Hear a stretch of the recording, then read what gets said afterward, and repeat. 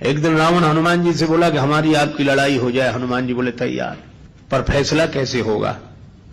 बड़ी देर तक लड़ाई होगी, तुम भी बलवान और हम पर भी राम जी की कृपा है। रावण बोला लंबा वाला युद्ध नहीं, एक एक मुक्के का युद्ध, एक मुक्का मैं मारूंगा, एक तुम मारो।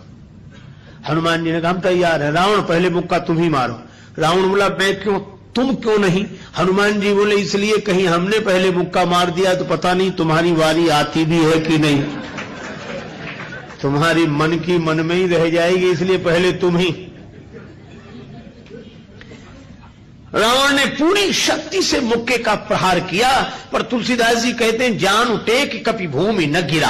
हनुमान जी घुटने के बल वीरासन में बैठे रहे, कुछ नहीं बिगड़ा।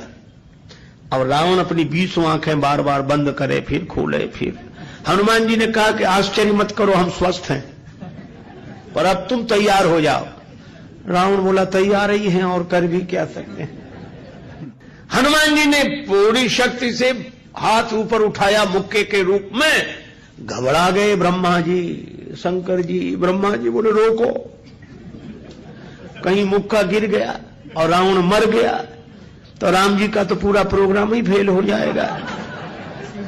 उनकी रामायण पूरी होने दो, तुलसीदास जी की और लीला राम जी की पूरी होने दो। अब हनुमान जी हाथ नीचे करें, आवे ने ऊपर देखा तो ब्रह्मा जी हाथ जोड़े थे कि दया करो। हनुमान जी बोले तो थोड़ा सा स्वाद तो चखा देना चाहिए। तुलसीदास जी कहते हैं कि रावण साधारण वीर नहीं है, जो 10 शीस महीधर ईस को 20 भुजा खुली खेल ने हारो।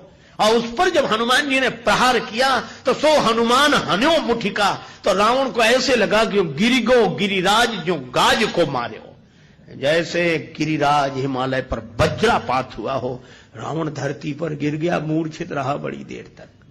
बड़ी देर में आंख खोली तो बोला बड़े बलवान हो। हनुमान जी बोले बल तो इन्होंने देखने नहीं दिया, ब्रह्मा जी और शंकर जी ने। बल तो तब होता जब तुम बताने के लिए बचते ही नहीं।